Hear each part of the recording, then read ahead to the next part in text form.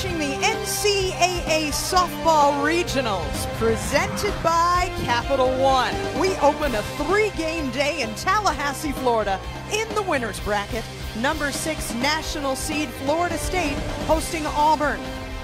The Seminoles are the ACC champions. The Tigers are an at-large invite from the Southeastern Conference. In our next game today, we've got Atlantic Sun champion Kennesaw State taking on Ohio Valley Conference champ Jacksonville State. This time of year, the seeded teams usually shine, and the 2018 regionals have opened up with the top 16 teams undefeated. 83 of the host squads have won in the regional round since 2005, 83%. Wow, that is an amazing percentage. Kara Capuano with former national team player and coach Sherry Kemp with you. We welcome you to JoAnne Graf Field. And Sherry, you think that Auburn has a chance to be one of those teams to win the regionals on the road. Why is that? Well, really there's 3 reasons. Number 1, they played good softball here yesterday to get off to a positive start. Number 2, this is a team that's battle-tested in the regular season of the SEC, quite rigorous.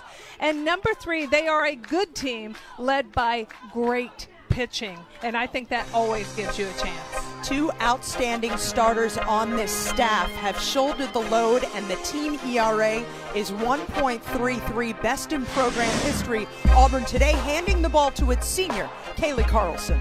Carlson is experienced. She has a lot of savvy from the circle. This is a good moment for her, and I think she's the perfect choice for Mickey Dean. Florida State's offense is paced by its senior All-American third baseman, Jessie Warren. This is always a bump in the lineup for anybody to face to try to work your way around Jessie Warren. She has a lot of potential. She is a huge player who embraces big moments. So this is her stage. It's an outstanding stage for us to start our day of regional softball, ACC versus SEC after this.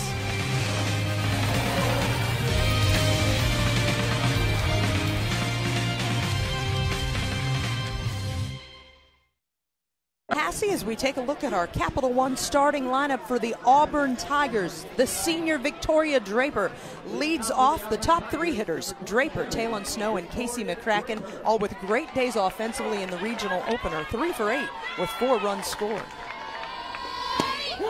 Megan King's first pitch is a strike, Sherry. Victoria Draper, the senior, redshirt senior, lifetime .352 hitter, patient and poised in her leadoff spot. We talked about this yesterday with this Florida State staff really having 2 aces. Megan King gets the start today after Kylie Hansen did nothing less than throw a no-hitter on the opening day yesterday.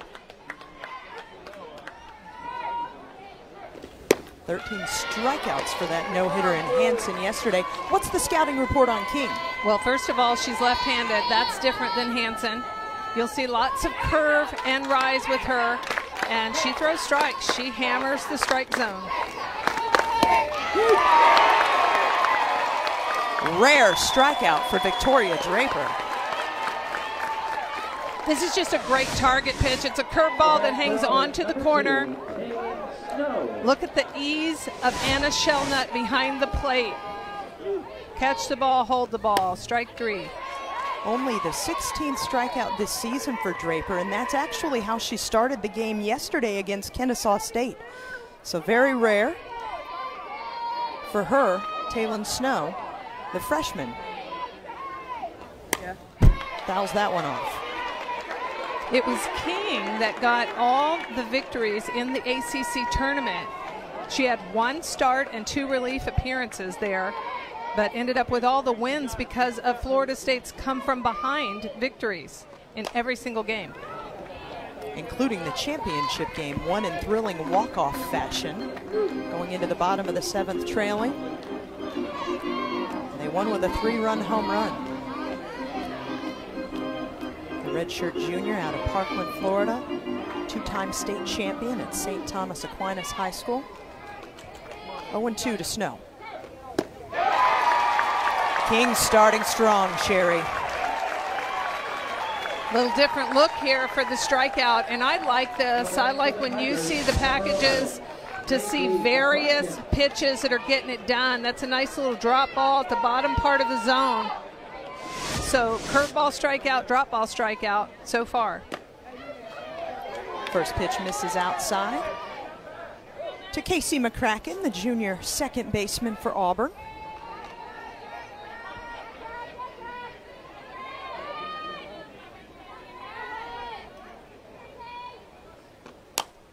Yesterday against Kennesaw State, McCracken was 1 for 2 with an RBI triple.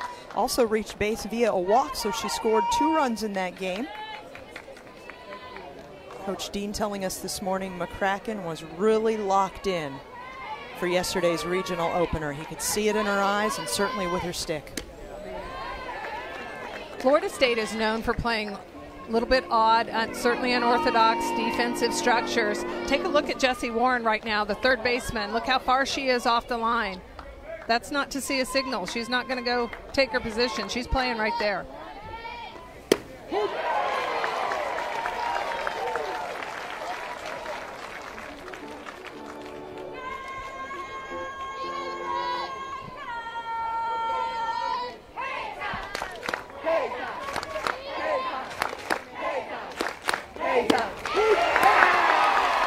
Megan King strikes out the side in the first.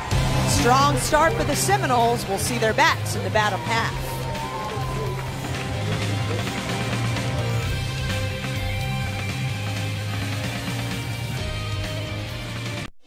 The NCAA Softball Regionals is presented by the Capital One Venture Card. Earn unlimited double miles on every purchase every day. What's in your wallet? And in part by TGI Fridays. Get it here or get it to go.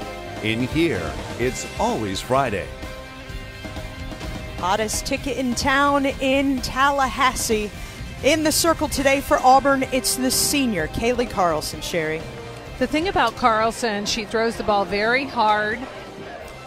That leads, and then we always underline the rise ball with her, but I'm going to tell you, she looked good downstairs yesterday, and Coach Dean wants her to work a lot downstairs today. Now, the one thing for her that is a key for her and also her teammate, Michaela Martin, who we also saw yesterday, is to establish the changeup. Neither one of them really threw that pitch well yesterday.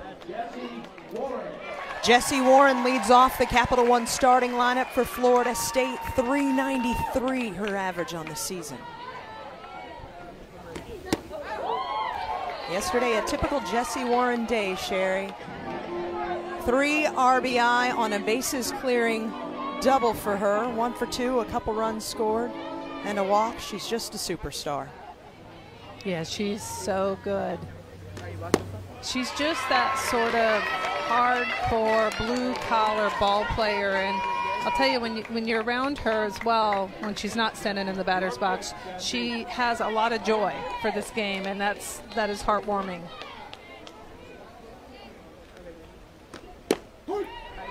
Back-to-back ACC Player of the Year. This year leading the Atlantic Coast Conference in home runs, slugging percentage, and on-base percentage.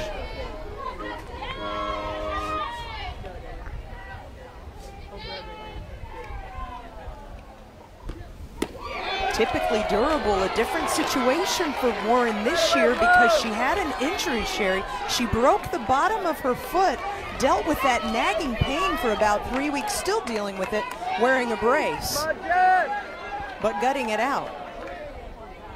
We've seen her gut out injuries since her freshman year, if you remember, at the ACC tournament, injured but tough. Leadoff walk for Warren. Very tough if you consider that she's had a broken foot for a good part of the season and has still started 52 of the team's 59 games. That's remarkable. They used her as a designated player to keep her bat in the lineup. Rightfully so. And that brings up Carsyn Gordon, the junior first baseman.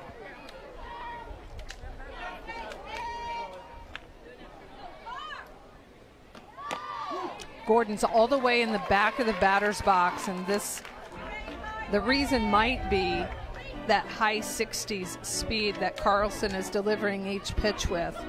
Now, I'll tell you, Carsyn threw a good changeup just a second ago to Warren. It was a hair off the outside corner, but it was thrown well. It was a flat pitch, and it was deceiving.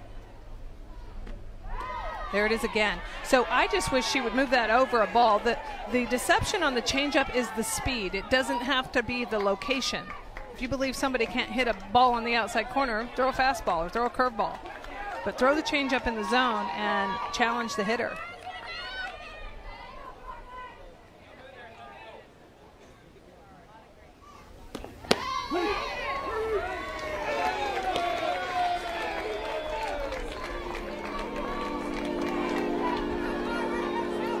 Auburn head coach Mickey Dean in his first year at the helm of the Tigers.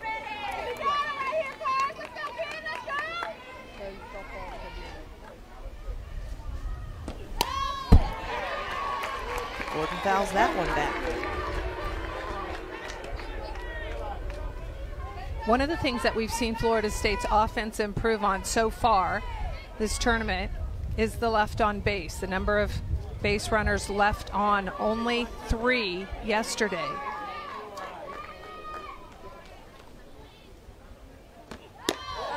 But when you go back a week ago to the ACC tournament, in the final game alone, they left 10 on base. For the tournament, they left 25. So that is not a number that is going to serve you well in postseason. But yesterday, we saw Coach Alameda's team clean that up and really capitalize when they had runners on. There it is. There's the changeup. That's an important pitch. I'll say, and it looked like an outstanding pitch at that. Great adjustment, and it may not be in the scouting report to really fiddle around with, to even take seriously, but Carsyn's saying, you better. I want to plant this in your head. I have this pitch, and I'm going to throw it. First pitch is inside to supersonic freshman Sydney Sherrill, NFCA All-Southeast Region second team, the ACC Tournament MVP. She's in the top 10 finalist list for National Freshman of the Year.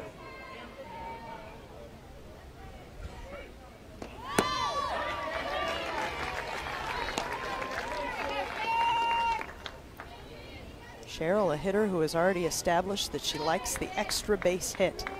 70 hits on the season. She's got 25 doubles, 9 home runs, and a triple to her credit.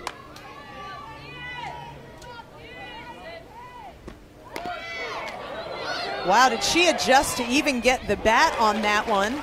Did move the lead runner over, but that was an uncharacteristic swing. Well, that was a floaty, goofy-looking changeup, but highly effective by Carsyn. And you can see what Auburn's trying to do. They know this Florida State team possesses power. They're trying to get it in the mind of the hitters in the very first inning. And you see Sherrill just take a hitch in that swing, and that's her athleticism that she put that in play at all. Zoe Casas, the batter now. A junior right fielder out of Rialto, California, looks at strike one.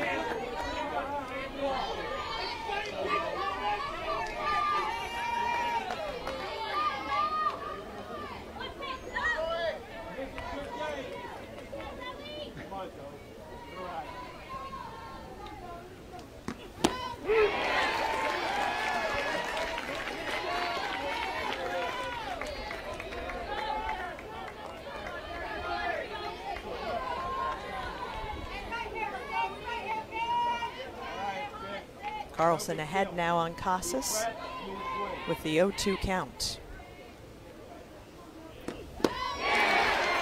3 pitches, second strikeout of the inning. So after issuing the leadoff walk, Kaylee Carsyn buckles down, scoreless through 1 at Florida State.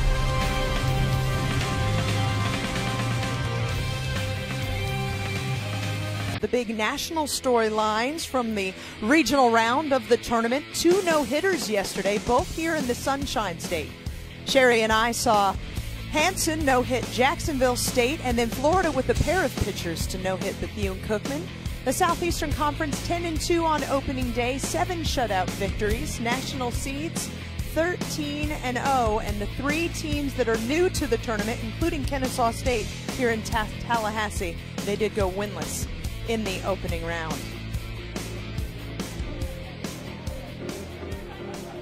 Megan King with 3 strikeouts, struck out the side to open the game. When you think about Hansen's effort yesterday, the Florida State pitchers have combined for 16 strikeouts in 18 outs during this regional round. Isn't that something? And I don't think that's really any surprise. You can't undersell this pitching staff. And it was Hansen that was the ACC Pitcher of the Year. But they were 1-2 in ERA all season long, led the conference, obviously.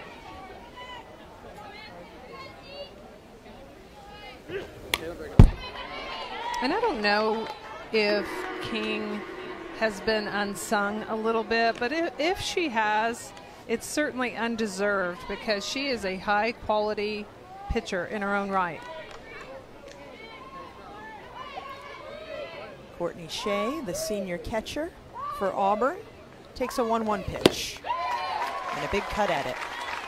Coach Dean loved the leadership he saw from his catcher yesterday. He said that she's usually pretty vocal, but she really ratcheted up a notch for the regional opener against Kennesaw State. I like Courtney Shea. If you know the game, you know she just has that real catcher demeanor. Floats it into left field. Danny Morgan under it for the first out. We've got Danny Morgan in left for Florida State. In center field, Morgan Claveman, another of the star seniors on the Seminoles squad. And in right, Zoe Casas.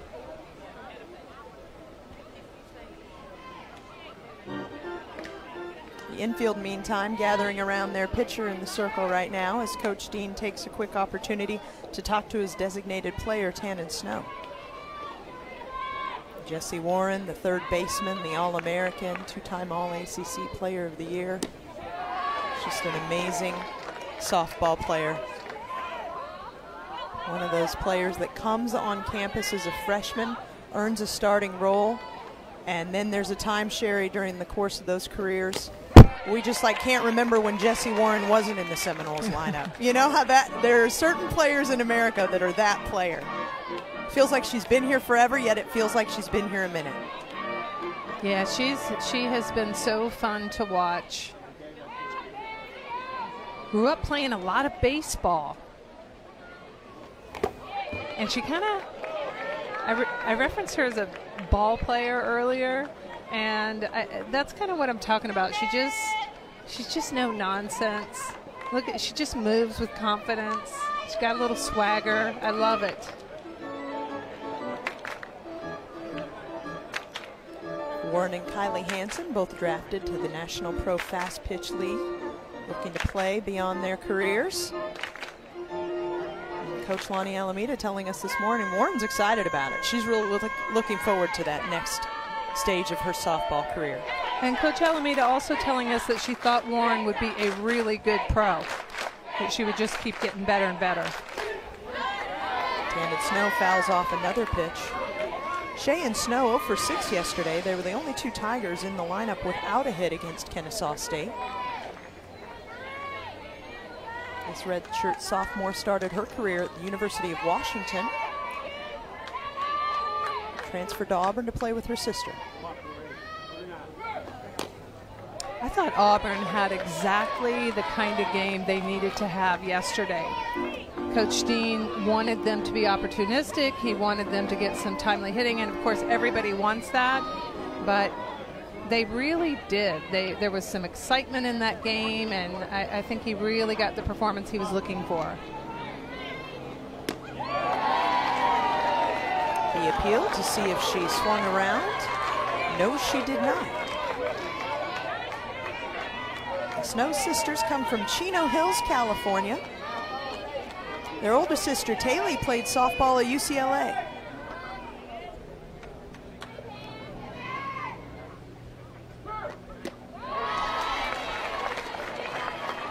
Full count now to Tannen Snow.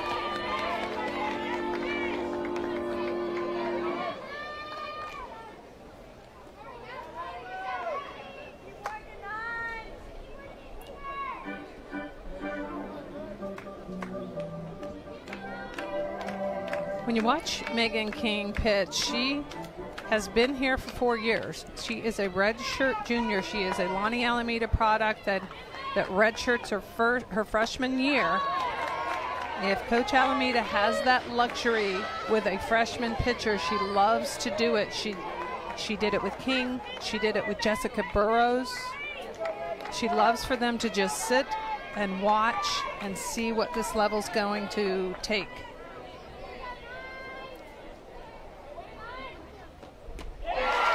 On the 9th pitch of the at-bat, King wins with her 4th strikeout. And now this time, the rise ball. So when you look at scouting and you try to figure out, when we have 2 strikes, what's this pitcher going to go to? So far, King has struck out 4 on 3 different pitches. Makes that question Tough pretty scout. hard to answer. Exactly. First right pitch where you want to be. Yeah. First pitch swinging for right fielder Alyssa Rivera. And listen, I would say the same thing about Kaylee Carlson. Carlson's mixing it up well on the other side.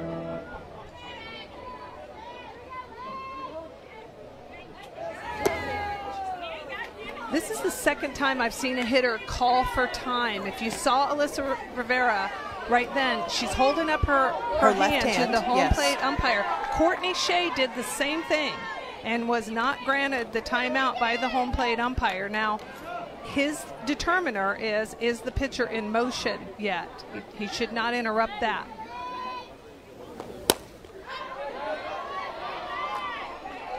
That's Steve Gould behind the plate.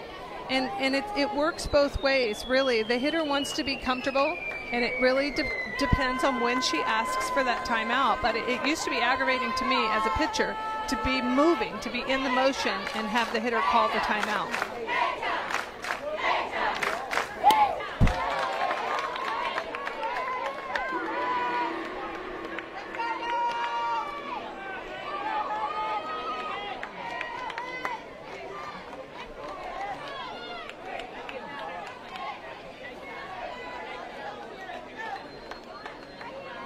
One and 2 on the way to Rivera.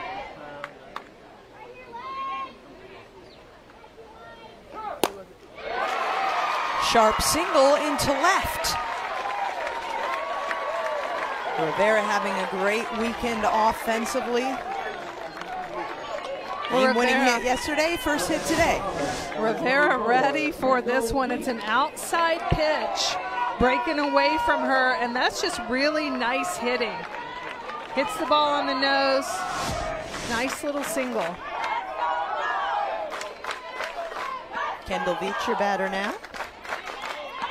The junior out of Selma, Alabama. Looks at first pitch strike.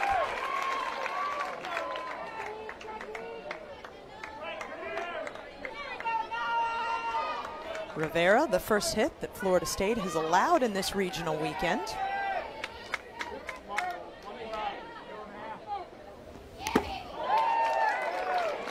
Veach trying to follow it up. I think about our interview yesterday with Coach Dean in the 4th inning, Sherry, when he said he wanted to see Auburn barrel it up.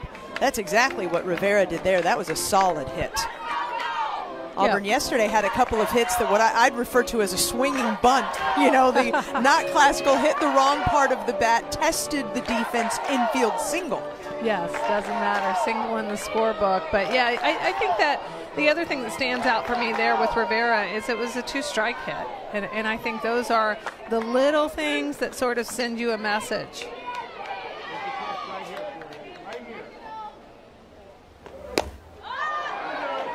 Veach pops it up. The play is to Sydney Sherrill, 1 left on base. We head to the bottom of the 2nd, scoreless, Tallahassee Regional.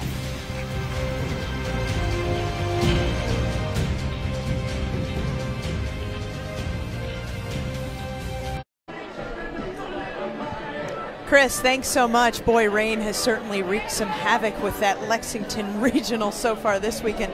Grand Slam walk-off, that's a great way to start the regional, Sherry. For sure, for sure. I like the commentary there by Chris, hitting it off her own portrait. Packed house at JoAnne Graf Field in Tallahassee as we open up our 3-game day. Danny Morgan leading off the inning for the Seminoles. Decides to drop a bunt down. Wow, perfect placement, and I don't know that I've seen a bunt pop up that high in some time, Sherry. She's talking about it too. Again, when you're Danny Morgan, you can use your wheels. That ball looked like it came down on home plate, and that's the reason for the high bounce. But we talk about it all the time. Anytime a ball bounces that high, it's eating up time. Meanwhile, the runner's heading down first baseline. And that brings up the hitter that Coach Alameda says might be the hottest hitter in her lineup right now, the catcher, Anna Shellnut. Of course, she'd have to say that going into regional weekend after an ACC tournament that Shellnut won with a walk-off 3-run home run. In a game that maybe was one of her worst all year long. She was having a tough time behind the home plate as the catcher and ends up winning the game. Big home run. So exciting. I swear that people at that game, it looked like they had ejection buttons on their seat. The Florida State fans exploded, became airborne as soon as they realized that was out.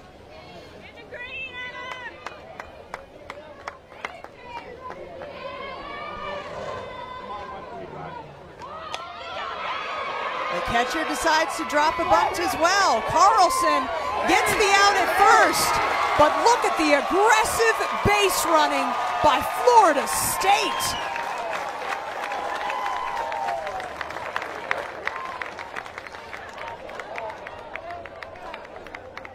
Morgan a little slow to get up. This was actually well played by Auburn defensively, but you got to give all the credit to Danny Morgan, who just hustled, legged it out. There is definitely some contact right there between Courtney Shea and Danny Morgan. Actually, Shea didn't even end up with the ball. Looks like Dow cut it off. I'm going to question obstruction at third base. Well, and then we're showing you now what happened to Anna Shellnut. She hit the base awkwardly with her foot. The last thing you want to see happening to your catcher with the stance that she has to assume the entirety of the weekend. What's interesting to me is that it's Courtney Shea that makes contact with Danny Morgan. I would argue that it's in the process of catching the ball, except for Shea's not the one that caught the ball. Dowell did. So I'm not sure how you don't get an obstruction call right there on Shea.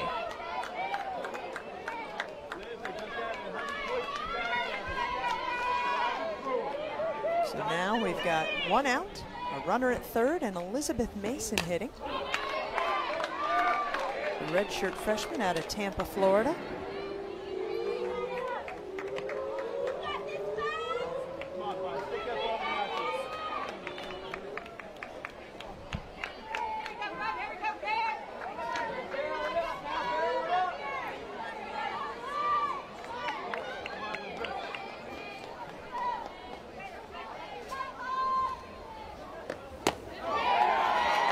Mason with 5 home runs, 25 RBI on the season.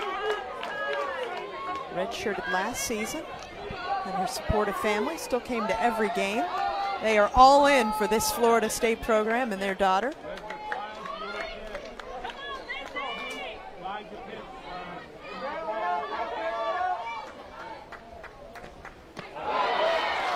Great pitch.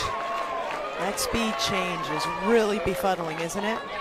We talked to Coach Dean in a post-game interview yesterday, and both his pitchers made an appearance, Carsyn and Martin, and he said the one thing I want them to do better is I want them to throw that changeup, establish it tomorrow. They have to. There's 2 in a row.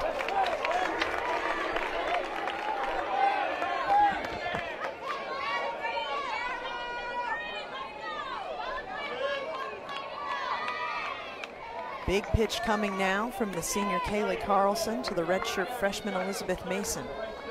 With a runner on third and just the one out.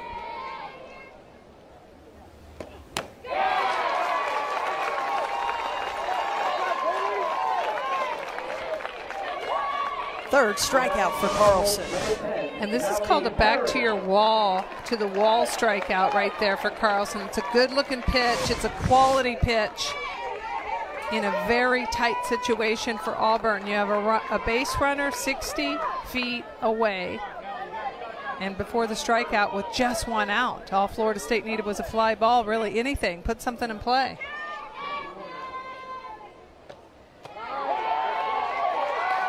First pitch is a strike to Callie Harrod, the junior shortstop. Interesting to me that Carlson just threw a called strike changeup and shook her head. And I don't know if it's because she doesn't want to be that far on the edge. I'm not sure. It was a beauty from here. Harrod with the soft liner, and Florida State leaves a runner on third base. Scoreless through 2 at FSU.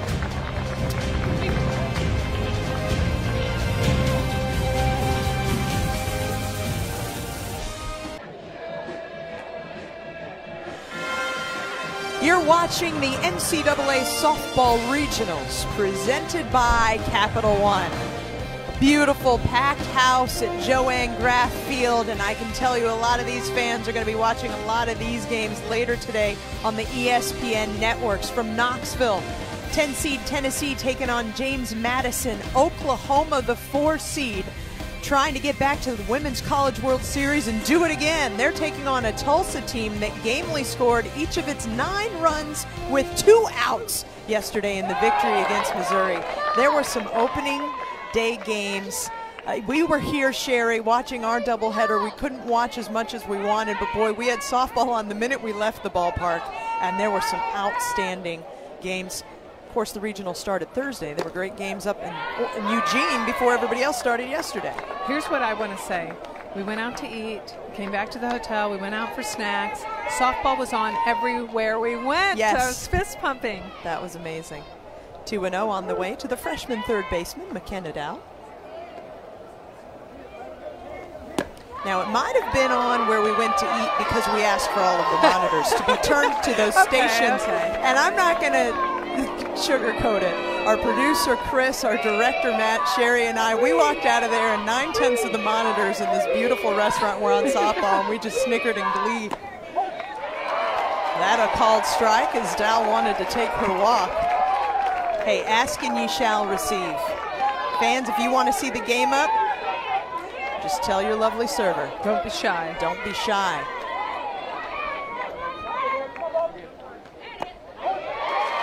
Boy, that's a good looking pitch by Megan King. She's hitting her targets well. Looked like the exact same pitch twice in a row.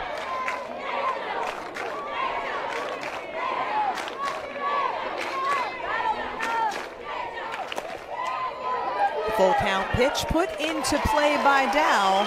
Play made by Warren. We're introducing ESPN Plus, your home for more sports, more schools, more conferences, more ESPN. Stream ESPN Plus exclusively on the ESPN app for just $4.99 a month. Sign up now for ESPN Plus.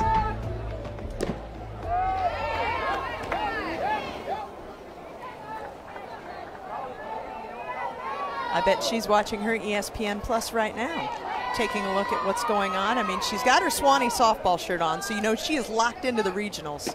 Well, here's the thing, and the other girl next to her is in protection mode. She will get any foul balls. You always need the Secret Service man there to make sure that they've got your back. It's kind of like when we drive around town and I'm watching a game and you're driving for us, Sherry. Morgan Podany lays down the bunt. King with a slight hesitation, and the speed of Podany, you cannot hesitate. Well, this is a good hesitation by Megan King. She is athletic on this play. She spins around, and she's ready to throw it. But Cheryl is not there yet, so King has to hold up. It's a smart hold. And you said it. The speed of Podany does not allow you to blink. The hold definitely prevented any kind of an overthrow situation, but by then Morgan Podany was enjoying an iced tea in her first base bag. Back to the top of the lineup, and Victoria Draper for Auburn.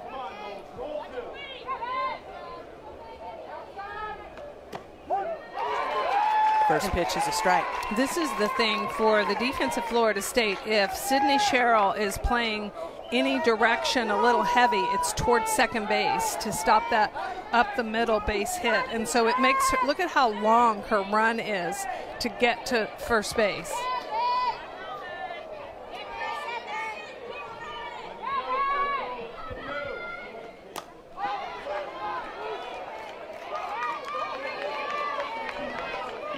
Draper fouled back into the stands. This is a player that has started every game for 3 straight years for Auburn, one of its undisputed leaders. You can look at her .386 average and say, well, that's where it's at. Of course it is.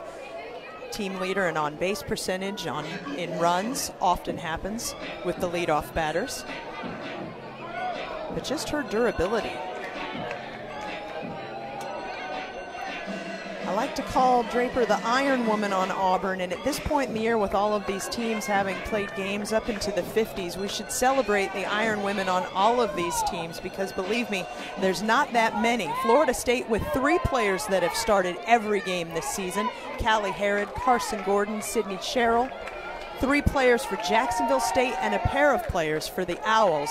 That is really something to celebrate when you're talking about 55, 56, 57 and 58 starts, as Draper tests the arm of Warren, but Warren was in perfect position. Draper did her job, advanced the base runner to second. Now batting for Auburn, number 2, Noles.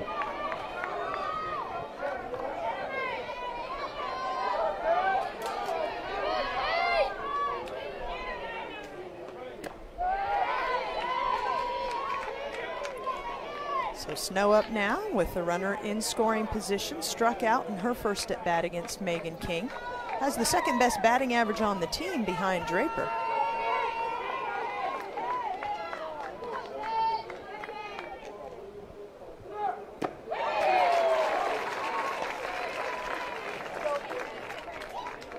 Taylon Snow, a 3-time All-American in high school and a member of the SEC All-Freshman team this year, for her outstanding shortstop and stick work for Auburn.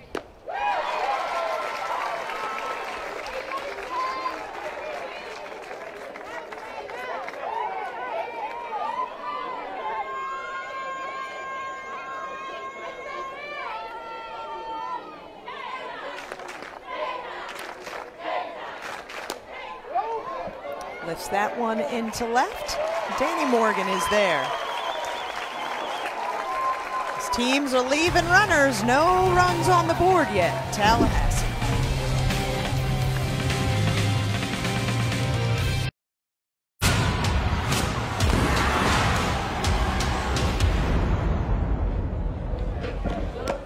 I've loved a lot of promos in my time, but not many more than that one. Here we come as we take a look at our Capital One bracket for Tallahassee. The Women's College World Series, the journey has begun. The winner of this game gets to rest on its laurels for the rest of the day. The loser of this game will take on the winner of the next game between Kennesaw State and Jacksonville State. Kennesaw State gave Auburn a pretty hard time in that opener. It was tied at 2s until the bottom of the 6th. I mean, this guy, in between innings, why not just take a little rest? You bring your fan with you? You got the shade? A little slice of heaven. I think he was just starting to stir so that he could see Morgan Clavman lead off the inning. Time to wake up, buddy. Clavman first pitch attack, tagged out on her way to first. Now batting for the Noles, number 30, Jessie Warren. Back to the top of the lineup, Jessie Warren with a walk to lead off the game for Florida State.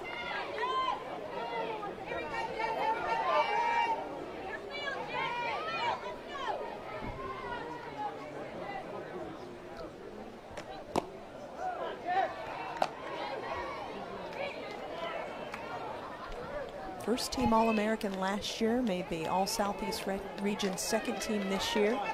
So she's an All-American candidate again.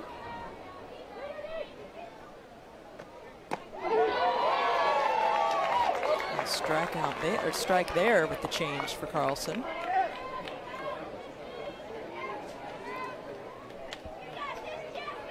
Jessie Warren, the career leader in the Atlantic Coast Conference in home runs, RBI, 4th in runs scored, high on all of the lists among active players in those categories. An offensive machine. Unassuming technician in her style.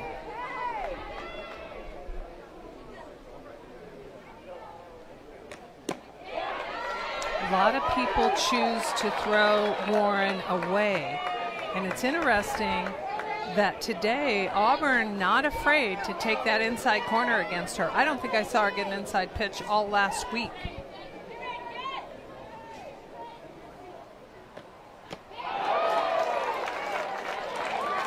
And why is that a big deal, Sherry? Why? Well, they don't want to get in her power. You know, they're trying to keep the ball away from her, get her extended, try to counter her power, and she's adjusted to that and hit with power to that outside, or to the opposite field, rather. But Auburn is really mixing it up and challenging her. We certainly saw that adjustment during the championship game of the ACC tournament. It was almost like she was practicing target practice in right center field, going for the outside pitch instead. Yeah, she really resigned herself to the fact that that's what she was going to get, and she hit it confidently. Carsyn is the first pitcher that I've seen really challenge her in about 8 days.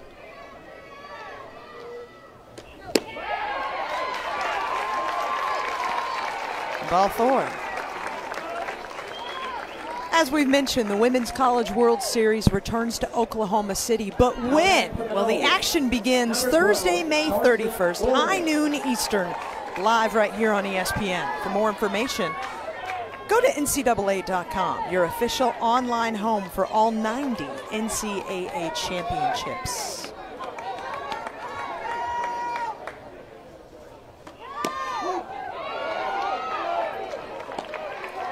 Carsyn Gordon takes a strike. 0 for 2 with the walk yesterday.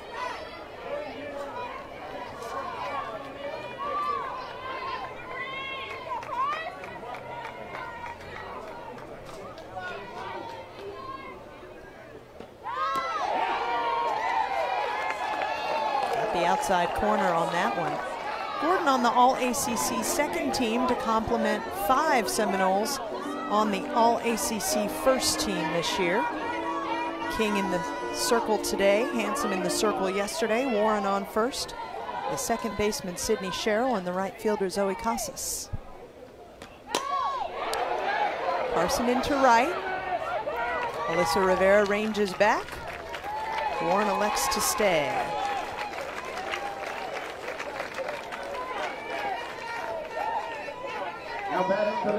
That brings up the ACC Freshman of the Year, Sydney Sherrill.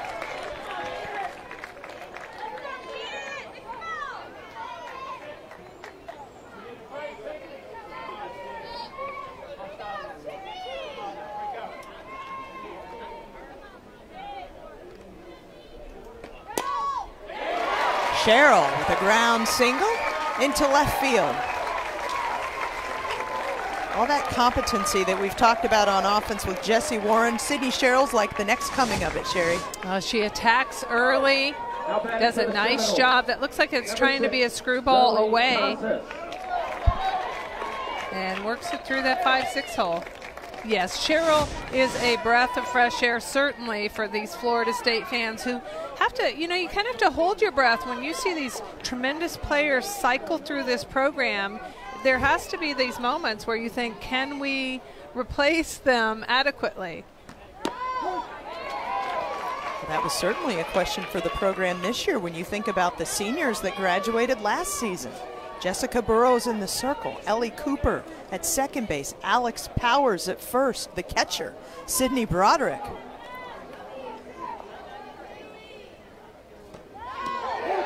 That's like a who's who of Florida State players right there, and those are the seniors they graduated last season. I think it's one of those questions that keeps coaches up at night, really. You know, how do we fill this? Speaking of great players. Yes, we were. Jessica Vanderlinden, National Player of the Year. Retired jersey out there and left. So as a matter of fact, Jessie Warren was back-to-back Player of the Year in the ACC this season. That's only happened 3 other times. Vanderlinden was one of them. She was the Florida State representative. That was a back-to-back Player of the Year.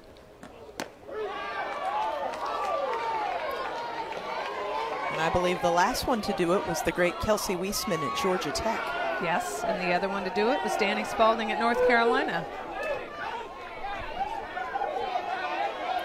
4-time first team All-ACC. Kelsey Weisman also did that. Those great Georgia Tech teams. Jennifer Yee. Casas thought about it, pulled back the bat. Good decision.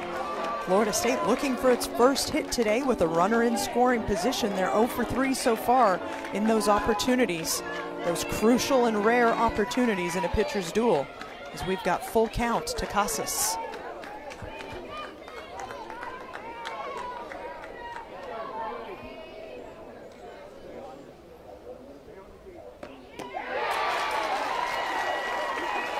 Carlson ends the inning with a strikeout, 2 left on for Florida State.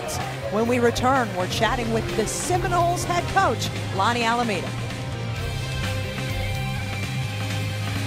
And that's certainly what we have in this opener of the 3-game day at the Tallahassee Regional. As we head to the top of the 4th, we welcome in Florida State head coach Lonni Alameda. Coach, Kaylee Carlson showing your hitters a changeup today that's been pretty devastating. What kind of adjustments are they going to be making further into the lineup? You know, she's throwing them both for a strike, and she's got some good velo, so you got to pick a pitch that we're going to get. You know, again, it comes down to situational hitting, though. You know, we're getting some runners on. We had some opportunities. We just got to have some good quality at bat. So, but she's doing a good job.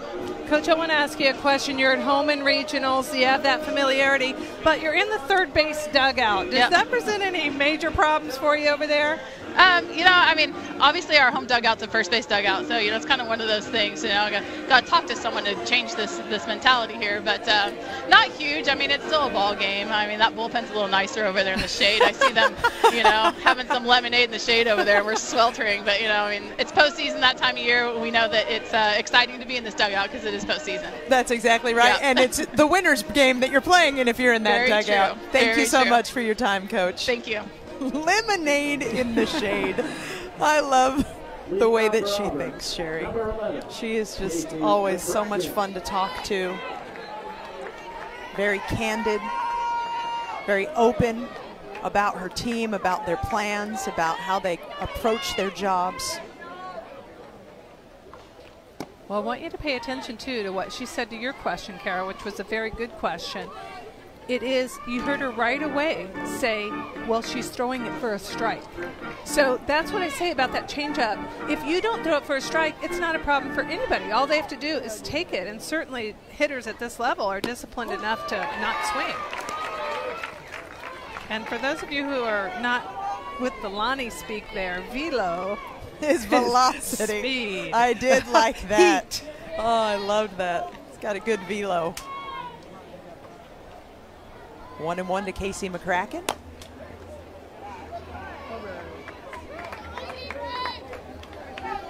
So we had an illegal pitch called just then by Steve Gould. It appeared right before the pitch.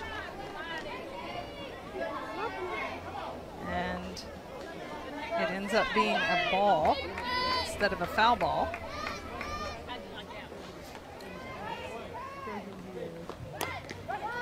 McCracken with the base down the first base line, evades the tag, crafty running for number 11.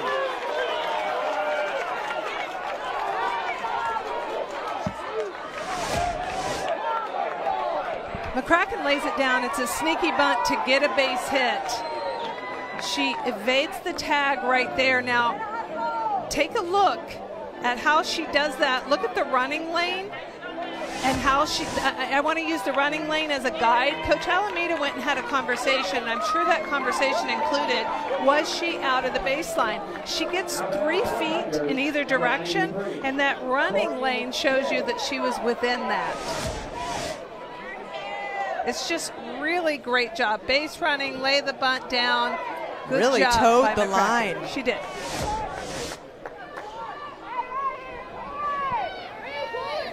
Courtney Shea, your batter now. Initially showing bunt, looking to advance McCracken. It's very clear as we're in the 4th inning of this game that runs are probably going to be at a premium with these two teams and these two outstanding pitchers. These upperclassmen, redshirt junior Megan King and senior Kaylee Carlson in the circle for Auburn. Shea with the pop-up. And an unproductive at bat as McCracken stays at first.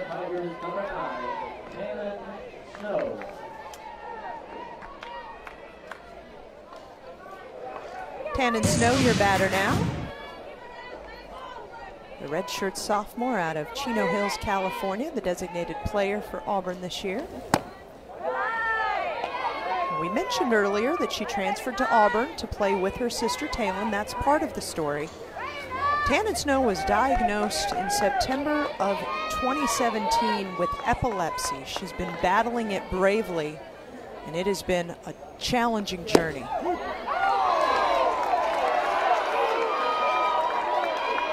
She's actually sharing her battle against epilepsy via social media sharing. She's got an Instagram account called This Snow Rises. That's this_snow_rises.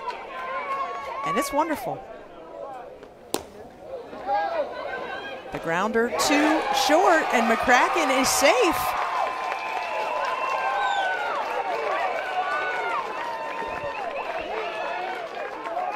Just enough off it that McCracken speed wins out here. Well, McCracken, good lead, good jump, and that's what Herod did not calculate for. I think Herod's only chance was first base. It would have been a long throw, but certainly McCracken, just great base running from home to first, now from first to second.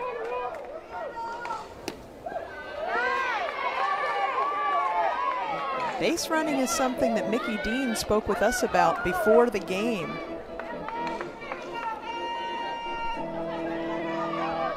The combo of looking at your base coaches, but also using your intuition, especially once you get to this stage of it. Whoa, there's a cut for you. Yes. Well, Alyssa Rivera's been bringing the power lately, and she wanted to there. 7 home runs in her last 25 games. She had 6 in SEC play of her 8 in the year.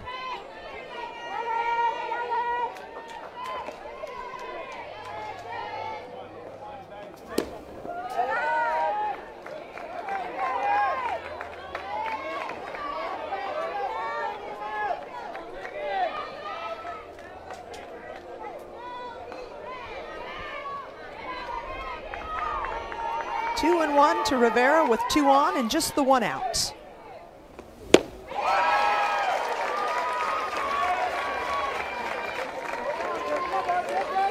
Yesterday, Rivera with a huge hit. She has twice this year beat Kennesaw State. Had a home run against them in the regular season, a solo shot in a 2-1 game, and then yesterday legged out an infield single, and it ended up being a 2 RBI single for her because of the great base running again of Casey McCracken, paying off for Auburn. And they won yesterday 5-2.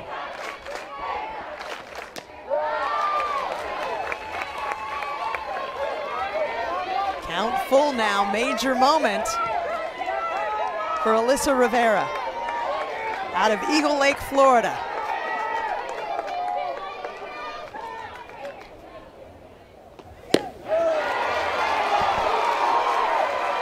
A walk to load the bases.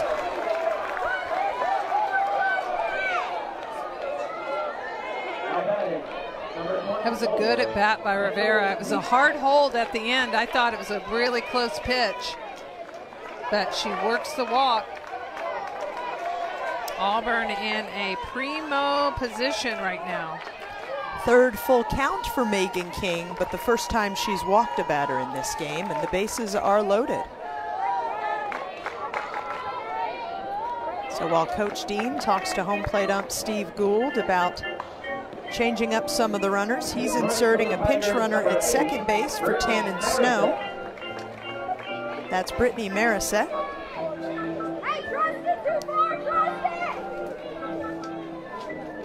Since the bases are loaded, it's a great chance for us to talk about our Bases Loaded, the best live action on the Bases Loaded channel on the ESPN app from the entire NCAA Softball Regionals. You can see every game, every big moment on the road to the Women's College World Series, only on the ESPN networks. It's a cool channel. They take you to all the greatest games, keep you apprised of everything that's happening. Our colleague Kayla Burrow in charge, and Kendall Veach with a major moment here. Kendall Veach is 0 for 6 in 2018 with the bases loaded, but she's got 21 RBI on the season, 7 home runs.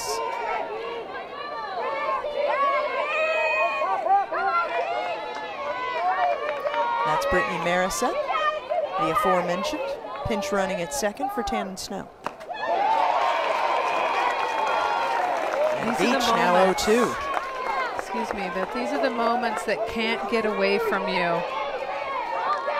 This is opportunity, all caps right now for Auburn. All caps, red exclamation mark emoji. Yes.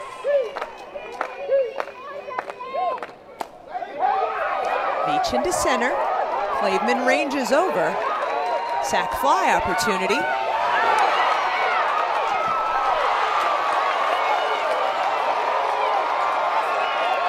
Auburn gets a run on the board, and then also gets the call at third. Wow. This is a great choice by Morgan Claveman to make the throw to third base, but there was no umpire there. The call goes to Gould at home. Nobody can see the swipe tag whether it was made or not. Well, it's hard even for us to see, Sherry. So here's the argument for a 4-umpire crew. Right there is the argument. We saw that at the ACC tournament. There's no way that Steve Gould has a good angle at that from where he was at home plate.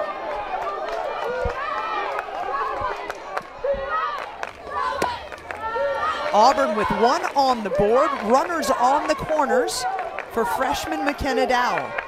The freshman out of Swanee, Georgia. I just saw a young lady with a Swanee t-shirt on. And let's not let the moment get away. Kendall Veach did her job right there. She hit a ball absolutely did. Sacrifice fly, that's called execution. And now 2 runners in scoring position for Dowell.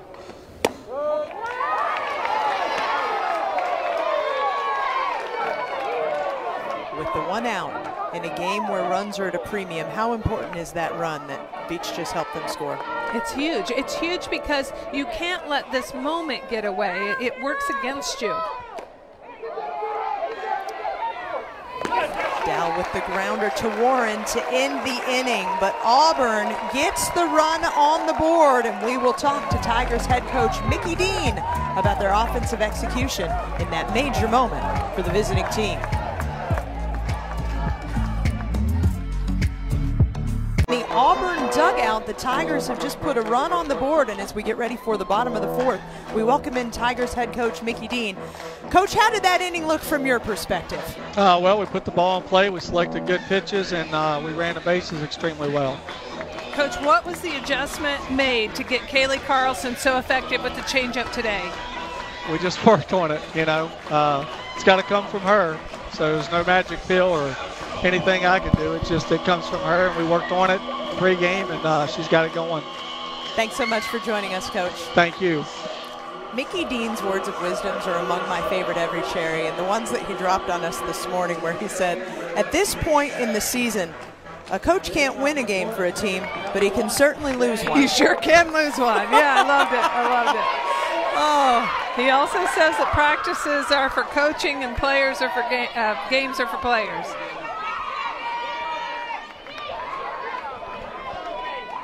Danny Morgan to lead off the comeback mission for Florida State. Hard line drive right to Rivera.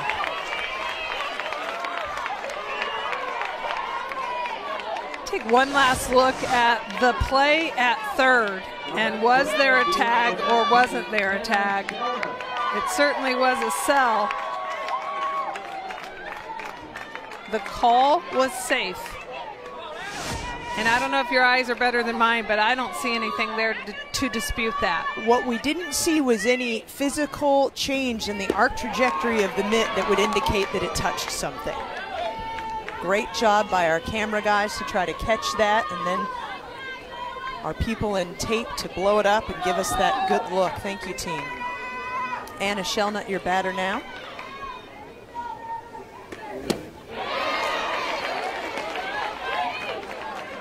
Shellnut with a sac bunt, the first time that she faced Kaylee Carlson back in the second inning. 0 for 1 with a walk yesterday.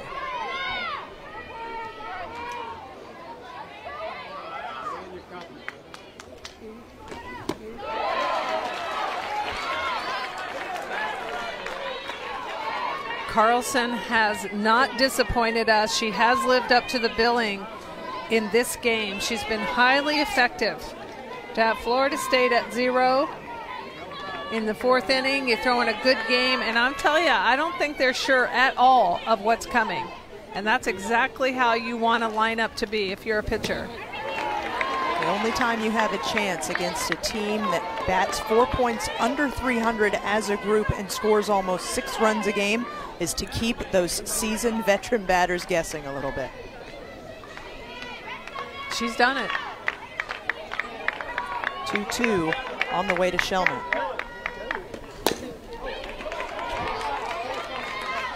Now, I'll also say this. If you look at Carlson's line, she's had 29 starts on the season, only 12 complete games, so the possibility that you might see relief in this game, fairly high, but something will have to happen. It won't be automatic. Carlson will have to get in some kind of trouble or waver a bit because she's throwing a gem right now. Shellnut the other way. Bounces back over the head of Rivera. She's the catcher. She was injured earlier in the game. The stand-up double is more than enough for Anna Shellnut on that extra base hit. Shellnut just pounds this one. She catches a pitch that's outside and down, so give all the credit to the hitter in this situation. That was not a bad pitch, and that's warning track, one bounce the fence. On a ball down and away, that's nice power. 6th double of the season for Shellnut. She came into the game with a slugging percentage of about 42%. Now there's a pinch runner on second for Shellnut.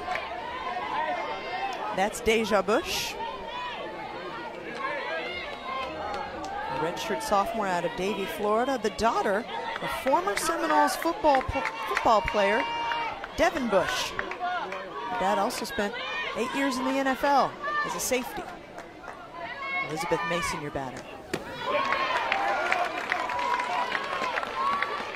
Mason struck out in her first look at Carlson back in the second inning. One of Carlson's 4 Ks in this game.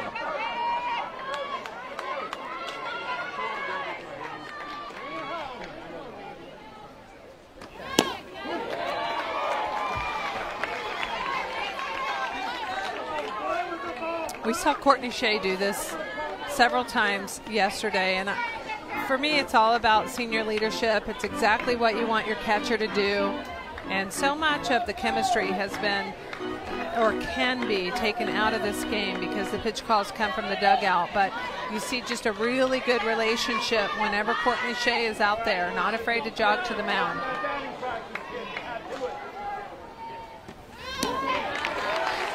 Those are 2 of Mickey D's senior leaders with Kaylee Carlson and Courtney Shea along with Draper in center.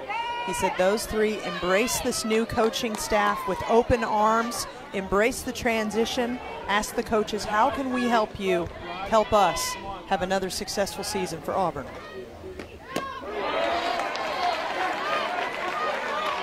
say, as good as Carsyn has been today with the changeup, she herself still doesn't love it. If you watch her body language and her reaction after she throws one, she'll shake her head. She kind of, you know, but she should love it because it's been a great pitch for her today. She's just much more comfortable throwing the heat. Hard hit to the second baseman. McCracken makes the play as Bush scoots to third, but now 2 outs for Florida State.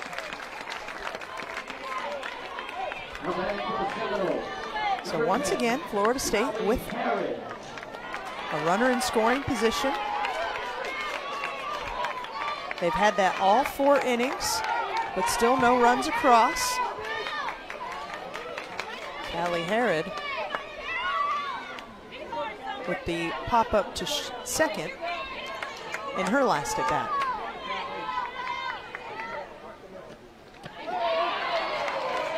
She had a runner in scoring position then. Florida State is 0 for 5 with runners in scoring position today. Coach Alameda talked to us, Sherry, about they've had some chances. They've had some runners on base. When are they going to get that timely hit?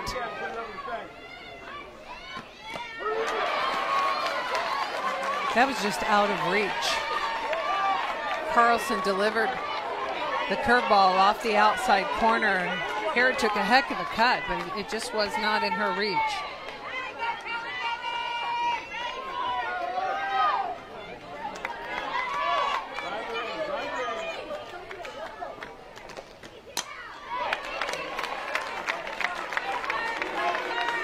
And that's what Herod has to do right now. I think that was a great selection for a pitch call, because you just got Herod to swing at one way off the plate, and then you're up, no balls and 2 strikes, so stay out there. The onus is on Herod to protect the zone at this point. As that changeup was starting to dance its way into the zone.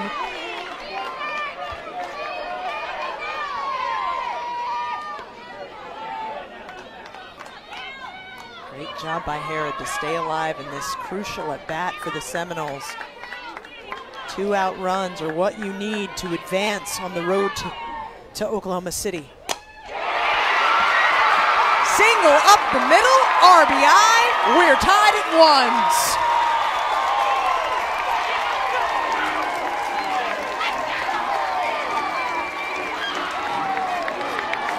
This is a clutch hit for Florida State. You're in a position, you've been here before and not capitalized. They really need this, especially down 1, and Herod delivers. This is where being at home helps you too, because the minute you do that, you can feel it. You can feel the enthusiasm from this park. Oh, the energy from the fans. This group just erupted when they saw the ball come off the bat. It's a warm one.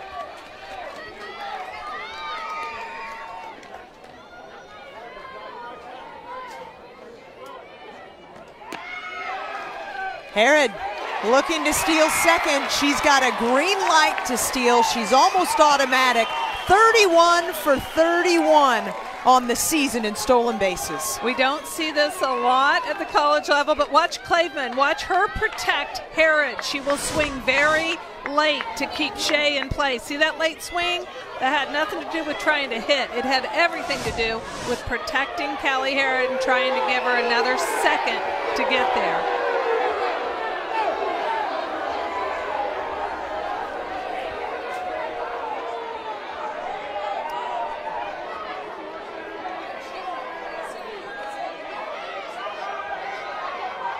The conversation between the officials right now, we're not totally sure. Mickey Dean was heated. Now, whether he was going to talk about leaving the base early, but that's not something that you would really gather up on.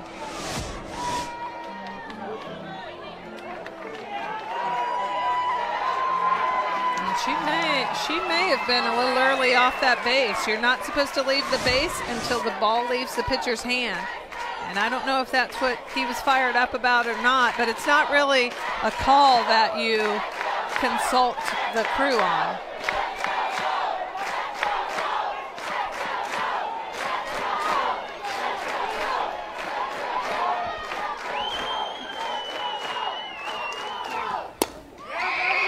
pavement, back to the circle, and Carsyn fields her position to leave a runner in scoring position. But Florida State has knotted it at ones through 4 innings.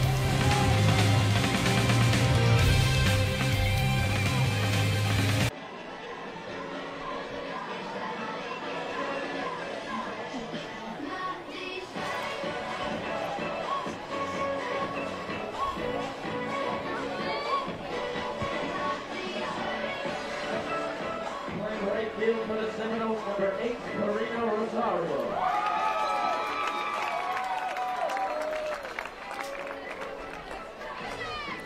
Chris, thank you. I love this, Sherry. This is this beautiful bracket that they have for the fans to look at that shows every regional, but what's actually being played out in every regional. I had a great time this morning walking into the ballpark and telling the gentlemen who were advancing the winners along, who were winning all the games yesterday, because I'm a score nerd and I knew most of the answers for the fun test we were having there.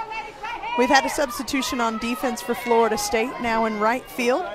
You've got number 8, Karina Rosario. I had a fan walk me through the grave details of that bracket. I'm sure that she believed that any woman that comes to the ballpark dressed up cannot understand that right there, and she might be right. But she wouldn't be right where it comes to you, as Morgan Podany is struck out by King to lead off the 5th. This is what King needs to do.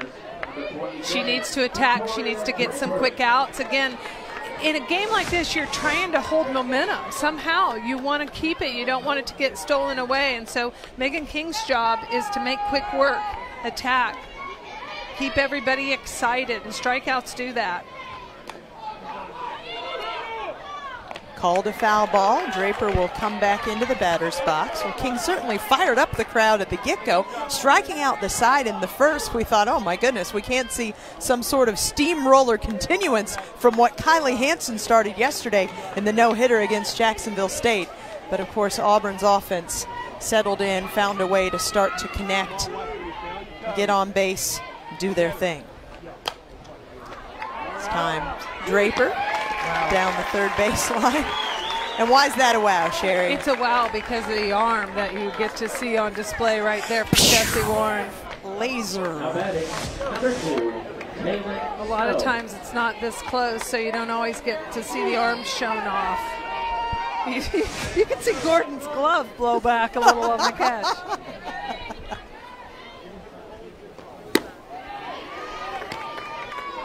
Dalen Snow 0 for 2 today. Struck out in the first, flew out to left in the third.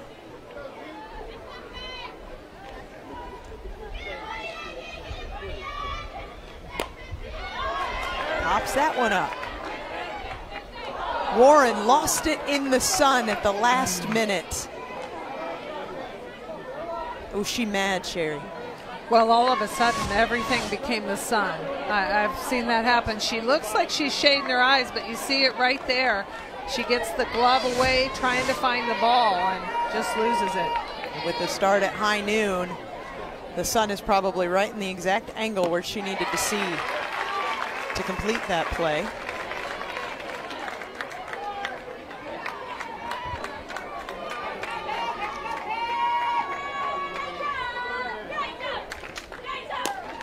Bright days are so hard for the fielders, Sherry, because, you know, you've got your visor on, you've got your sunglasses. Do I wear the sunglasses or not? Sometimes you've got, you know, shading in the wrong spot, and it is a bright, sunny day. Stay away, cumulonimbus clouds. With rain, we don't have any interest in you on this day. Oh, the cumulonimbus. The rain cloud. We've seen them this weekend. We had a really long practice window interrupted for Jacksonville State on our opening day to prep and meet all the teams as Snow goes down swinging for the last out. 2 Ks in that inning for Megan King. 10 pitches to get through the 5th.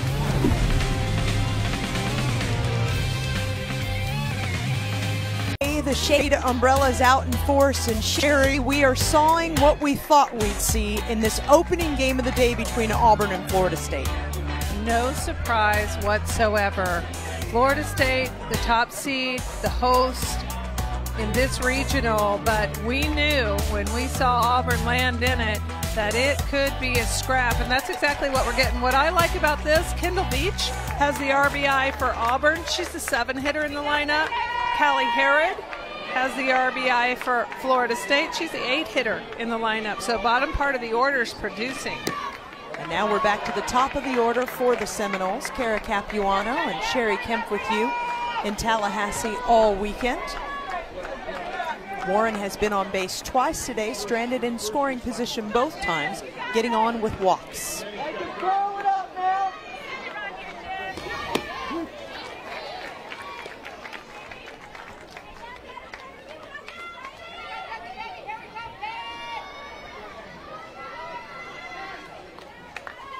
Last inning, she flashed a little bit of her defense, her strong arm strength. Let's see what she can do with her bat.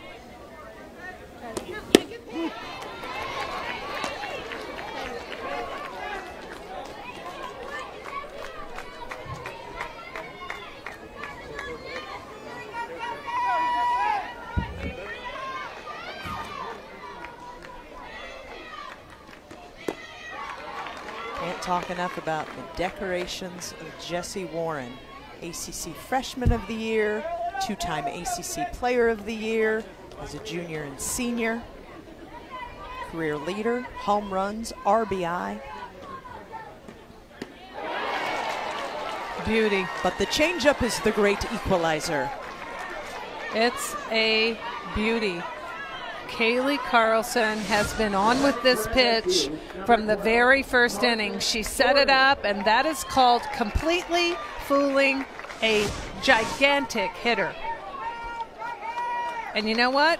Carlson did not shake her head, and she did not make a face after that one. I think that one she pleased herself. Well, to that point, Sherry, the face that I saw was that of Jessie Warren, that I've just been beat by a changeup and I'm so mad expression. Yeah, for sure. Such a powerful pitch. It's not just a physical pitch, it's a mental pitch against hitters. Gordon into left. What a catch by Morgan Podany. In the mitt, out of the mitt, in the hand. Dare we nominate that for Sports Center Top 10? I think we've got to. I love it. I absolutely thought this ball was out of the park. Maybe a very deep part. Well timed by Podany. Comes out of the glove and she saves it at the end. Kept her wits about her. She's going to remember that one forever. First pitch swinging for Sydney Sherrill. Kidnell-Beach unassisted. Quick inning for Kaylee Carlson. Morgan Podany with the catch of the weekend so far in Tallahassee. One more look, Sherry. What period a period catch. Most girls are smart and strong and beautiful. Most girls work hard, go far. You're watching the NCAA Softball Regionals presented by Capital One. Love the trees in Florida, and not far from here in Gainesville, the Florida Gators with a no-hitter yesterday, a combined no-hitter to advance into the winner's bracket. They're taking on Ohio State, and that's the game you'll see next right here on ESPN. A little SEC versus ACC to start your day, then a little SEC versus Big Ten to continue it on this great day of softball across the ESPN networks. Casey McCracken leading off the inning for the Tigers. Dangerous part of the Auburn order. Remember, it was McCracken that got it started when they scored the run.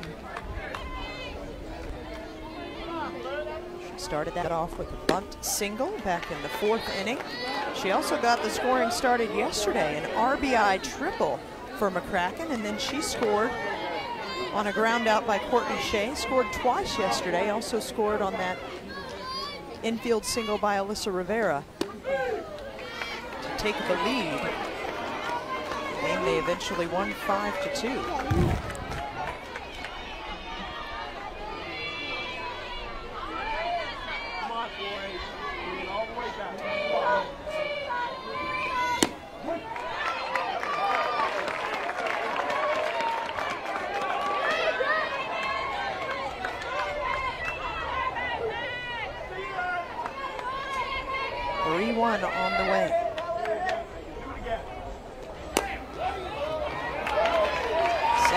Vernon to second baseman. Nice play by Sydney Sherrill. Sherry, when we were celebrating that great catch in left field by Morgan Podany during the break, you brought up a great point. Sometimes a big defensive play can really shift momentum and spark some excitement in your offense as well. Yeah, it can. It's all about the energy in that dugout. And softball is a game of pace to me. You can feel it a lot of times. I mean, I think I speak from a player's standpoint and that type of experience, but you can feel it as a fan. If you're paying attention and you're in the venue, you can feel the energy.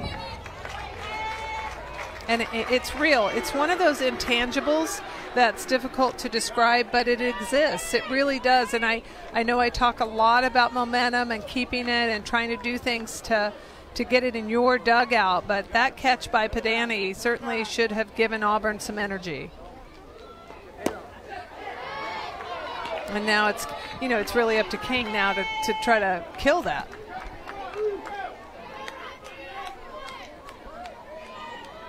Tied at ones, top of the 6th, 1-2 pitch on the way to Courtney Shea.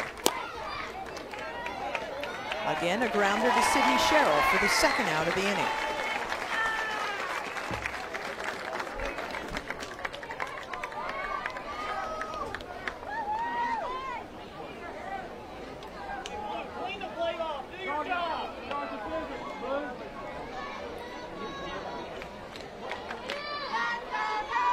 Coach Dean having a conversation with the umpire. You'll remember that Tannen Snow had a pinch runner for her the last time that she reached base on a fielder's choice. So Coach Dean making sure that he gets the business done, re-enters his designated player. Fans, 7 Innings, your new weekly softball podcast, chronicles the road to the Women's College World Series. The ESPN personalities who are going to be in Oklahoma City are covering the sport all season, shining a spotlight on teams and players you need to know. The ones that make softball so special. It's very entertaining, and it's going right until the last pitch of the Women's College World Series. Some special editions. They had a fun. She did go around there. Good decision by Steve Gould to get some help from Rick Cowan, his first base up.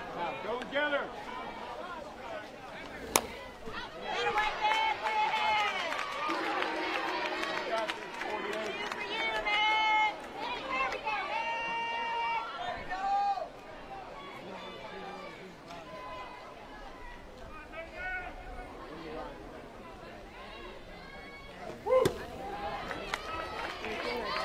Tannen Snow to bite up top there. Not a bad choice, though. 0-2 count.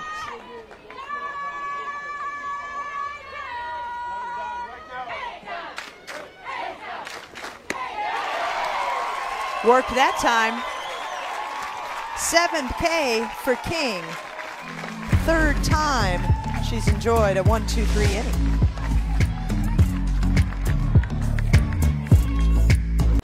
Small viewing area in the above the batting cages for Florida State in the indoor facility, and that is Mickey Dean's wife taking this in-between inning break to get some business managed, but that's there my we favorite go. place to watch a game, right up there. That is an awesome.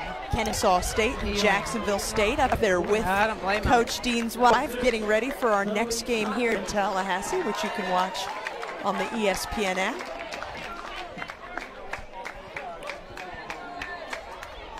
That's a great pan out to show their beautiful facility down the right field line. The bullpen area for pitchers to warm up, the cages. A turfed space that was very important for Jacksonville State because they had to spend their whole practice period on Thursday in that indoor facility because that's when the storm clouds had shown up in town and doused the field. It's just a beautiful park. 0-1 on the way to Zoe Casas.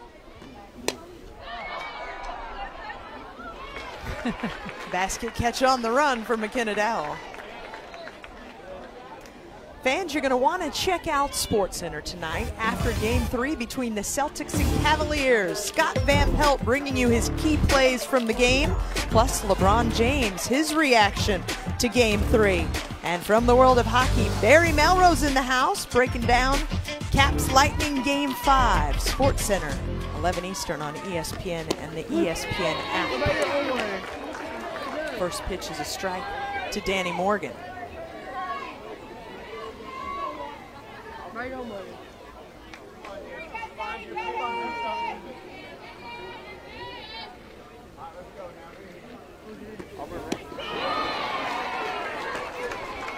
All day long. It's vicious.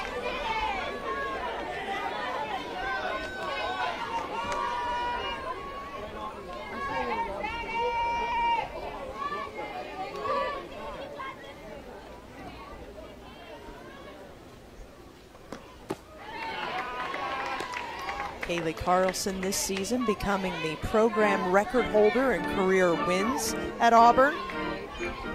Her career ERA, number 2 by .01 behind her teammate Michaela Martin. It's her swing in, 6th K of the game. And once again, it is the changeup by Carlson. This one runs up a little high in the zone, but you just notice how far ahead Morgan was on that swing, and that is what you want. That's textbook what you're looking for as a reaction on that changeup.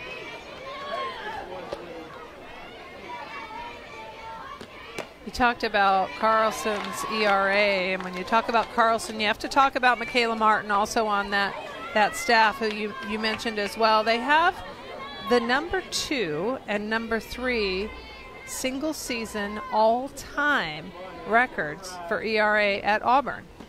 It's Martin at number 2 and Carlson at number 3, and they have combined the lowest ERA, staff ERA, of any team at Auburn.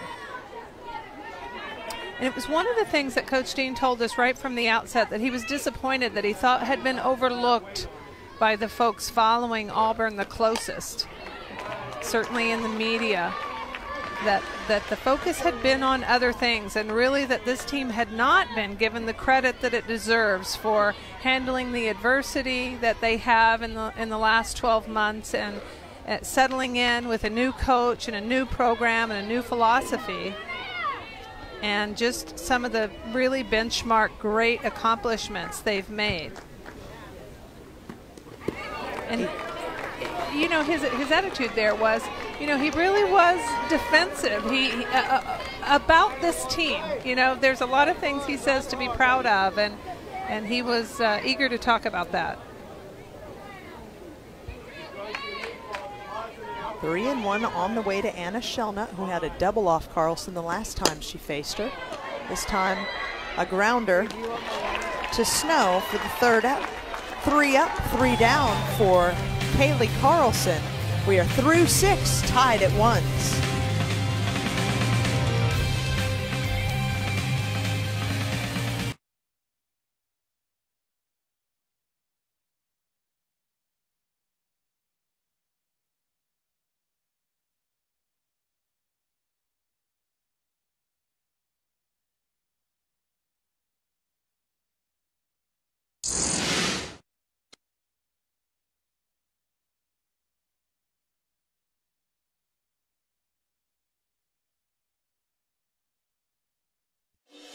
The NCAA Softball Regionals is presented by the Capital One Venture Card.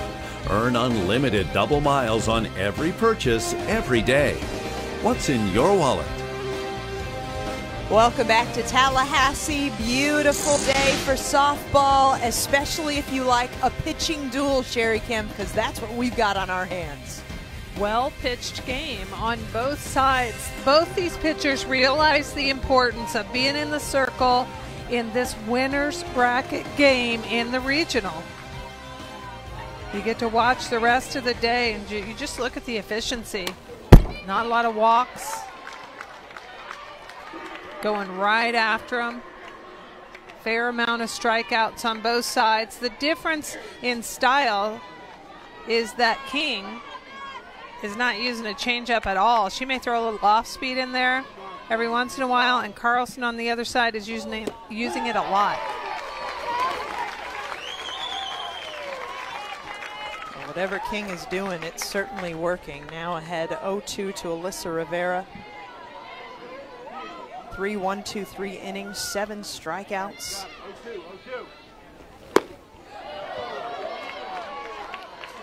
You were bringing up that Kylie Hansen was the ACC Pitcher of the Year, but Megan King certainly gets her due. Named NFCA All-Region 3rd team this year for the 2nd straight year. Rivera into right, gonna be a tough catch, and it does indeed fall out of the mitt of Danny Morgan in foul territory. Great, gritty effort to try to make that play for number 1. Morgan ran a long way for it, but does get some leather on it.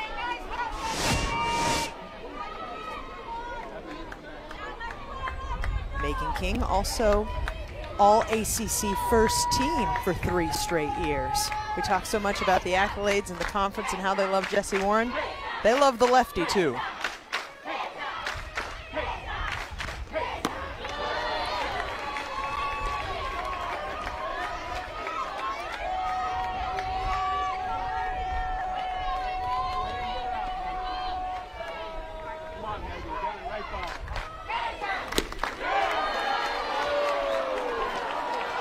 Count is full now for Alyssa Rivera. She is singled and walked in this game.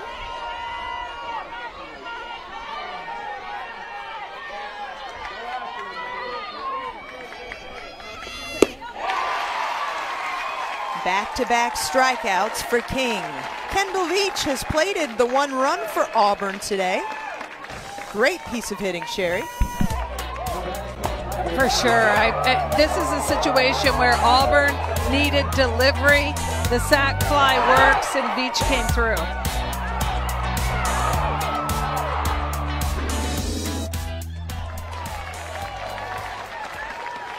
First pitch, a strike to Veach. King has retired the last 9 hitters that she's faced, 4 strikeouts in that span. Talked about Carlson's complete game ratio compared to starts. Megan King has 25 games started and only 9 complete games. This is a staff that also pitches by committee a lot of times, and this is the first time that King has pitched into the 7th inning since April 13th against Boston College. It was game 1 of a doubleheader.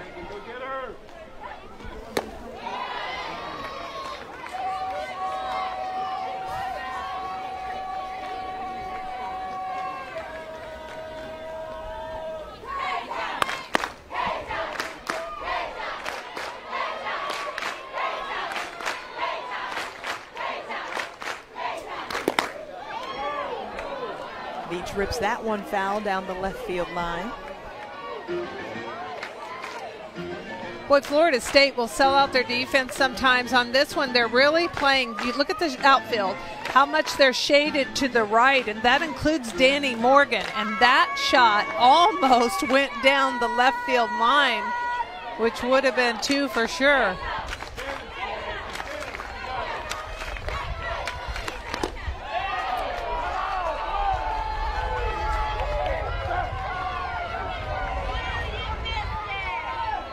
The close-up shots of Megan King and the exhalation exercise that you see her make usually right before she locks in for a pitch really reveals that every pitcher develops that routine that works for them. And that's the key that you're trying to get for a pitcher, is a routine, so that they can really lean on that and depend on it, and it sort of keeps them even keeled. Because there's so many ups and downs if you're a pitcher.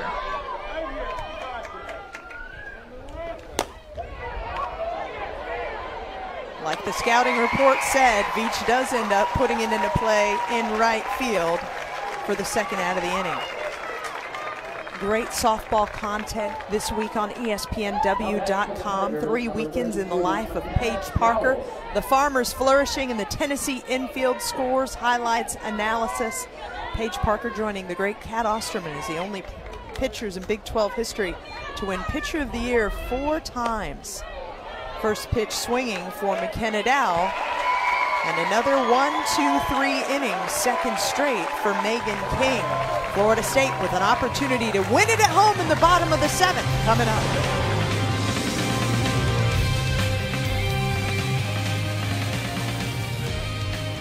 And this has been a popcorn-eating kind of an afternoon here in Tallahassee.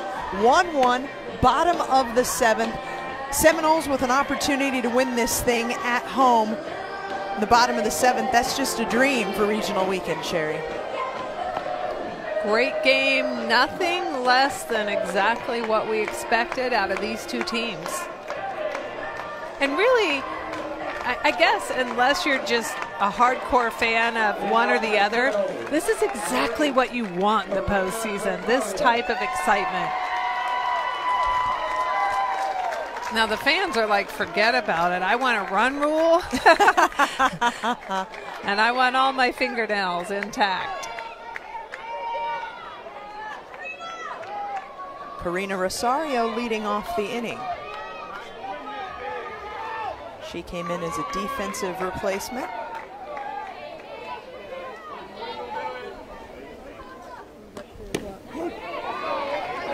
First pitch, a strike to the senior out of Pensacola, Florida. Wears number 8 because Kat Osterman is her idol. We were just talking about Kat, top of the frame. Kat active this weekend as a coach with Texas State. Yes, indeed. I wear certain high heels because Kat's my idol in that category.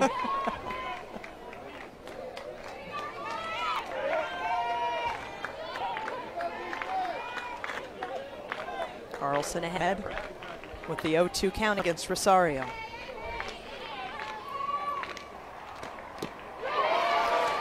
Got her swinging.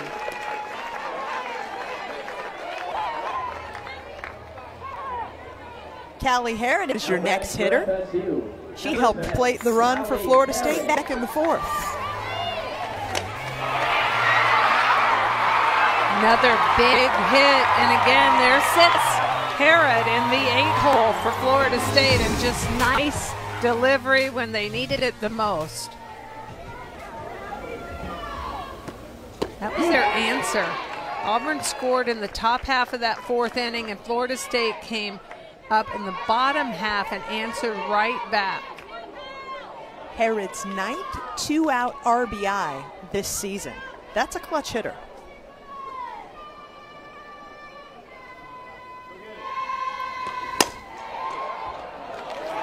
Too soft that time, second out. Casey McCracken.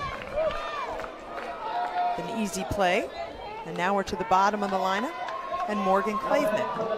On deck, the RBI leader and leadoff hitter, Jessie Warren.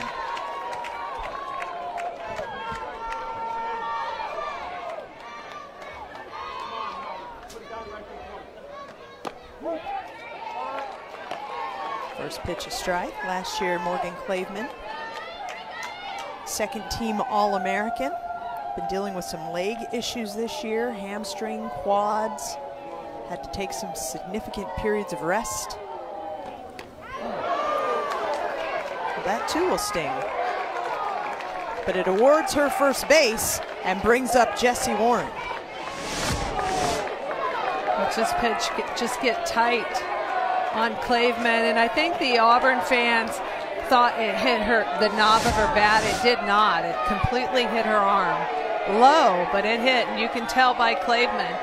I think that's the conversation also that Mickey Dean is having at that point. But not only did it hit, it hurt. It did not get the arm guard. Got her wrist, a small part of her arm. Often that contact has a certain sound, Sherry, and we can usually hear if it's the bat that was hit. And that sound definitely had a flesh and bone type echo to it.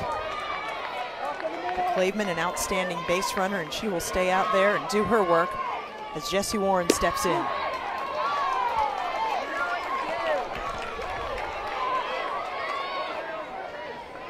Claveman 14 for 14 on the year in stolen bases.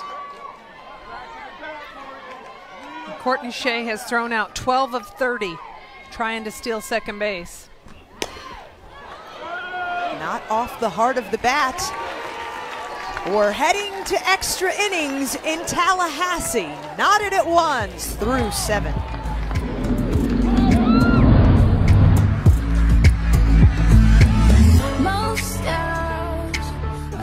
Sherry Kemp with you, and it is a pitcher's duel exactly as we anticipated. 7 hits between the two teams, just the 2 runs in this 1-1 tie. 10 runners left on base combined between the two squads.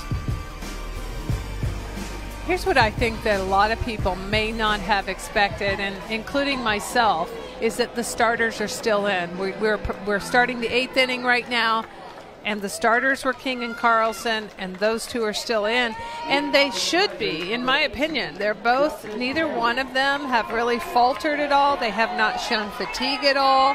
They're strong, and as long as they're strong, you hang with them.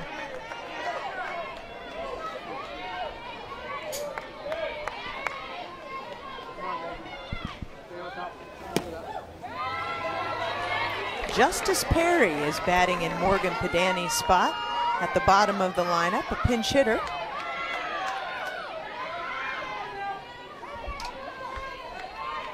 A sophomore out of Prior Lake, Minnesota.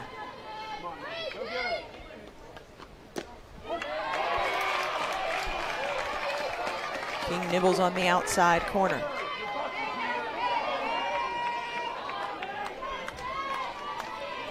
That's her parents. They've relocated to Auburn. Her dad, Michael, at every single game, very active in his daughter's softball career. They spend a lot of time practicing together.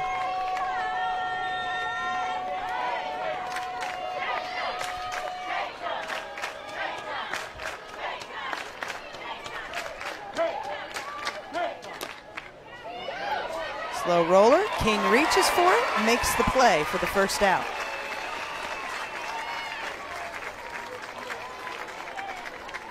It's a good defensive play by King because, as you described it, Kara, it was a slow roller, and Cheryl is pretty deep out there. That could have been very close at first had King not cut it off. Got to go after it in regional weekend, Sherry. Got to get that uniform dirty and go for it. First pitch swinging for Draper. Just got her. And I mean by a hair.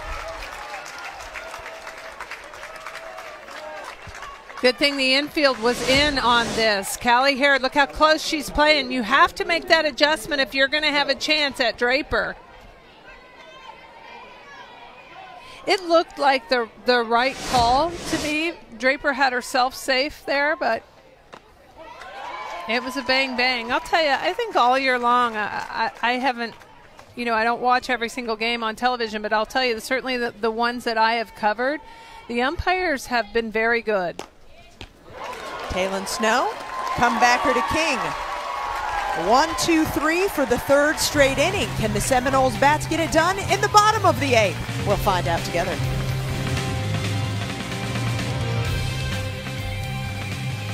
As we head to the bottom of the 8th, let's recap what has happened so far in this 1-1 tie. In the top of the 4th, it was McCracken that got things going for Auburn, and then the delivery by Kendall Veach of a sac fly scored McCracken. That put Auburn up 1-0.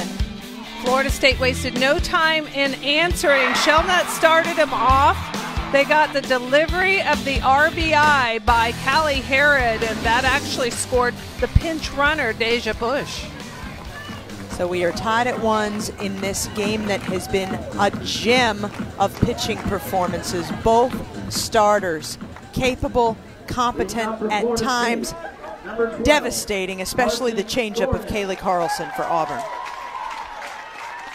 She has been really good, and what I liked about her in the bottom of the 7th, the energy was in the building for the home team, Florida State, and how'd she start out the inning?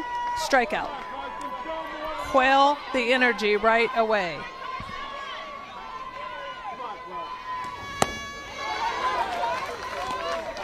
Carsyn Gordon, Sydney Sherrill, Zoe Cassis. Your hitters, 2, 3, 4 in the lineup for the Seminoles here in the bottom of the 8th. Well, you got Warren out of the way. She was the last out of the last inning, but this is a dangerous part of this order. 2, 3, 4. These are producers.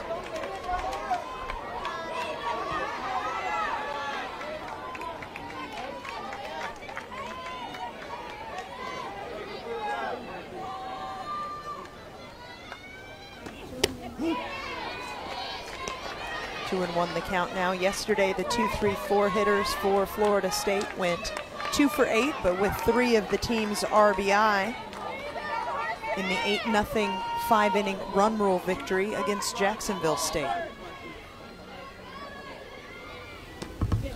They're not much better than that today in terms of percentages. They are 1 for 9 today with 3 strikeouts.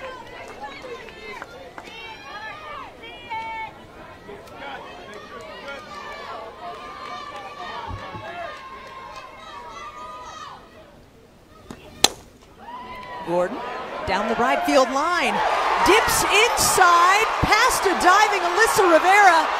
Gordon's going for it. Walk off inside the park home run for Carsyn Gordon.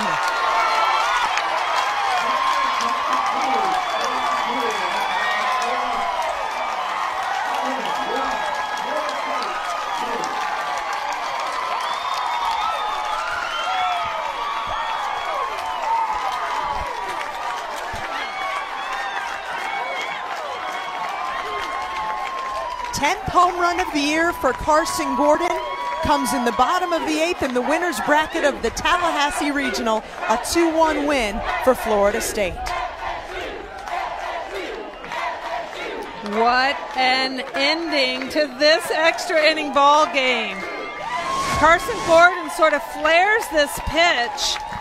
It's away from her, it flares down the right field line, and then Alyssa Rivera makes a decision here that's a dangerous one.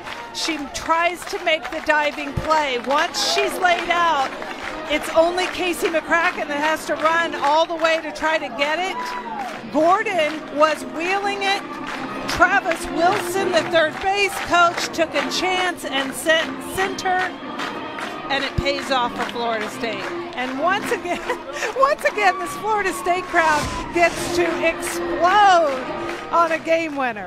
Understandably, Carsyn Gordon is our Capital One player of the game. Sherry, this is this team's second walk-off win in its last 3 games, with the walk-off home run in the ACC Championship last Saturday, and then today to stay in the winner's bracket on their home field. There's Gordon right there, just replaying it for Coach Alameda. And then I ran and ran and then I ran and then he sent me, and I thought, what? We knew it was going to be a heck of a game. Incredible game. Hats off to Auburn. Florida State wins in a walk-off in the bottom of the 8th. What momentum established as they head into the regional final tomorrow at noon Eastern. Meantime, Auburn will regroup to take on the winner of our next game, Kennesaw State versus Jacksonville State. For Sherry Kemp, I'm Kara Capuano. Thank you so much for spending the beginning of this great regional Saturday in Tallahassee. Coming up next, Bases Loaded, presented by Capital One. Thanks for being here. So long from Florida State.